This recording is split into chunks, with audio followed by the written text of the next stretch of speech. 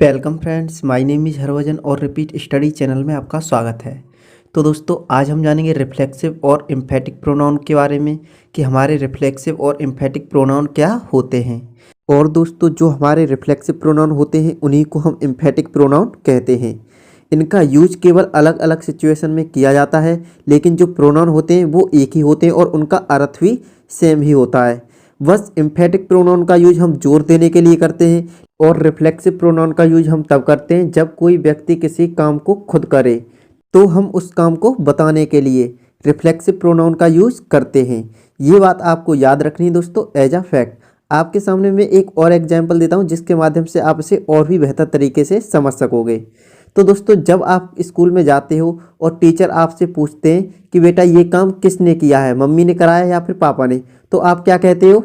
नहीं, ये काम मैंने खुद किया है। अगर मम्मी को बताओगे बेटा तो पिटाई लग जाएगी, तो पिटाई नहीं खानी है ना तुमको, तो आप क्या कहते हो वहाँ पर कि ये काम मैंने खुद किया है।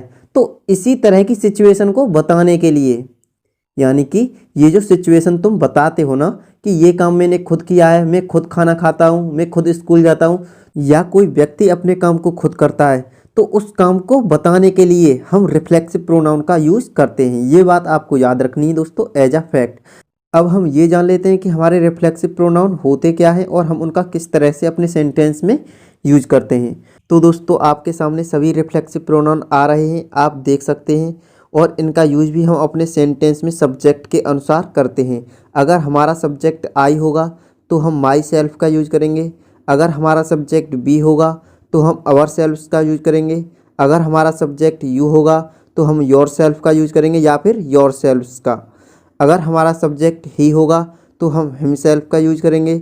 अगर हमारा सब्जेक्ट सी होगा तो हम हर सेल्फ का यूज करेंगे। अगर हमारा सब्जेक्ट दे होगा तो हम देम सेल्फ्स का यूज करेंगे। अगर हमारा सब्जेक्ट इट होगा तो हम इट सेल्फ का यूज करेंगे।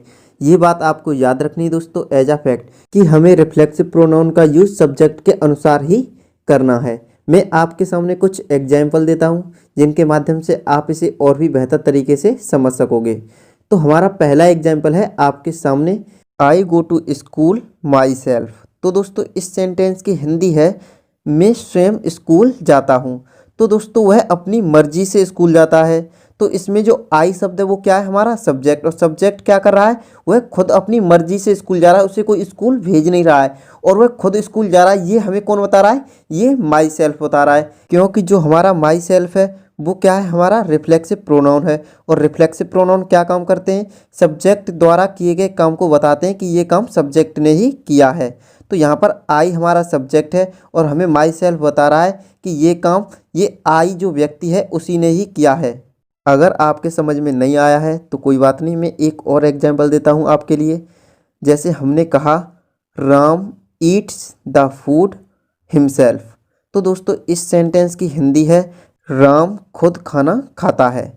तो दोस्तों, इसमें राम के लिए कोई खाना खिला तो नहीं रहा है, राम खुद खा रहा है, यानी अपनी मर्जी से खा रहा है। और जब कोई काम अपनी मर्जी से करता है तो उस काम को बताने के लिए कि ये काम उसी व्यक्ति ने किया है, तो उसके लिए हम यूज करते हैं रिफ्लेक्सिव प्रोनाउन का। तो हमने यहाँ पर राम के साथ यूज किया है हिमसेल्फ का, क्योंकि राम क्या है? पुरुष है, और पुरुष के लिए हम यूज करते हैं किसका? ही का। तो यहाँ पर जो राम शब्द है उसके साथ हमने किसका यूज किया है? हिमसेल्फ का। और हमने इस सेंटेंस में बताया है, Ram eats the food himself, Ram स्वयं ही खाता है। तो ये जो हिमसेल्फ शब्द है ये हमें क्या बता रहा है? ये राम के किए गए काम को बता रहा है कि ये काम राम ने ही किया है। तो दोस्तों, उम्मीद करता हूँ अब आप समझ गए होंगे कि हम अपने रिफ्लेक्सिव प्रोनाउन का यूज कब करते हैं।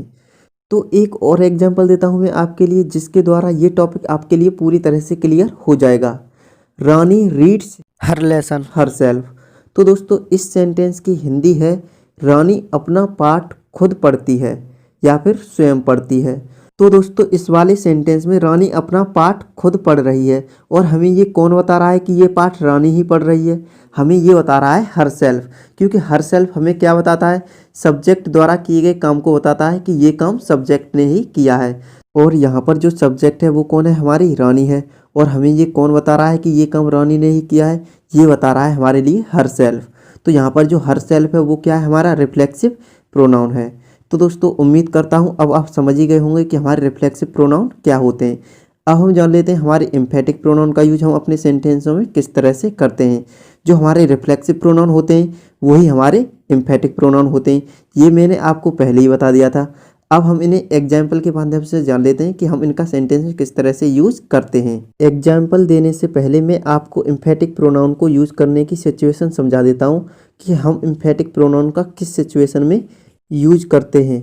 तो दोस्तों, जब आप किसी मकान को खरीदने जाते हो तो मकान मालिक कहता है मकान को आप देखोगे या फिर कोई और, तो आप क्या कहते हो, मकान को हम खुद देखेंगे, यानी कि मकान को हम खुद देखेंगे। आप क्या कर रहे हो, वहाँ पर जोर देने का काम कर रहे हो, उस बात पे आप जोर दे रहे हो।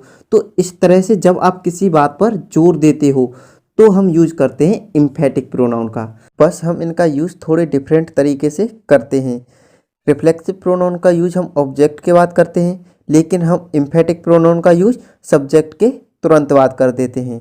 आप इसे एग्जाम्पल के माध्यम से और भी अच्छी तरीके से समझोगे। तो हम आपके सामने कुछ एग्जाम्पल देते हैं जिन्हें आप ध्यान से देखिए। जैसे हमने कहा मैं खुद ही इंग्लिश पढ़ाता हूँ, तो दोस्तों इस वाले सेंटेंस में क्या किया जा रहा है, जोर दिया जा रहा है। अगर यही सेंटेंस हमारे रिफ्लेक्सिव प्रोनाउन में होता तो हम इसे इस तरह से बोलते, मैं खुद इंग्लिश पढ़ाता हूँ। यहाँ पर हम जोर नहीं देते, केवल क्या कहते, मैं खुद इंग्लिश पढ़ाता हूँ। लेकिन हमने यहाँ पर क्या किया, जोर दिया है कि मैं खुद ही इंग्लिश पढ़ाता हूँ, कोई और नहीं पढ़ाता है इंग्लिश को, मैं खुद ही पढ़ाता हूँ इंग्लिश को। तो इस तरह से जब आपके सामने सेंटेंस आए तो आप हमेशा रिफ्लेक्सिव प्रोनाउन को सब्जेक्ट के बाद रखोगे, तो वो बन जाएगा हमारा एम्फेटिक प्रोनाउन। तो दोस्तों इस सेंटेंस की इंग्लिश होगी I myself teach English. I myself teach English. एक और सेंटेंस देख लेते हैं दोस्तों, वह खुद ही खाना पकाती है। तो दोस्तों यहाँ पर क्या किया जा रहा है, जोर दिया जा रहा है कि वह खुद ही खाना पकाती है। लेकिन अगर यही सेंटेंस हमारे रिफ्लेक्सिव प्रोनाउन में होता तो वो किस तरह से होता, वह खुद खाना पकाती है। तो दोस्तों आप समझ ही सकते हैं कि इस वाले सेंटेंस में जोर दिया जा रहा है, लेकिन उस वाले सेंटेंस में नॉर्मली कहा जा रहा है। जब कोई बात नॉर्मली कही जाए और जब कोई बात जोर देकर कही जाए, तो जोर देकर कही जाए तो हम यूज करेंगे एम्फेटिक प्रोनाउन का, अगर नॉर्मली कही जाए तो हम यूज करेंगे रिफ्लेक्सिव प्रोनाउन का। तो दोस्तों इस सेंटेंस की इंग्लिश होगी सी हरसेल्फ कुक्स फूड। सी हरसेल्फ कुक्स फूड, वह खुद ही खाना पकाती है। एक और सेंटेंस देख लेते हैं, हम खुद ही गलती करते हैं। तो दोस्तों इस वाले सेंटेंस में क्या किया जा रहा है, खुद के ऊपर जोर दिया जा रहा है। हम खुद ही गलती करते हैं, कोई और नहीं करता, हम खुद ही करते हैं गलती को। तो दोस्तों इस सेंटेंस में जोर दिया जा रहा है। अगर यही सेंटेंस हम रिफ्लेक्सिव प्रोनाउन में बोलते तो किस तरह से बोलते, हम खुद गलती करते हैं। तो वो बोल दिया हमने नॉर्मल तरीके से, लेकिन हम इसे एम्फेटिक प्रोनाउन का यूज करके बोलेंगे तो किस तरह से बोलेंगे, जोर देकर। तो ये हमारा एम्फेटिक प्रोनाउन है, इसलिए हमने इसमें क्या दिया है, जोर दिया है। तो इस सेंटेंस की इंग्लिश होगी बी अवरसेल्फ कमिट मिस्टेक। तो अब आप समझ ही गए होंगे कि हम अपने रिफ्लेक्सिव प्रोनाउन का यूज किस तरह से करते हैं और एम्फेटिक प्रोनाउन का यूज हम किस तरह से करते हैं।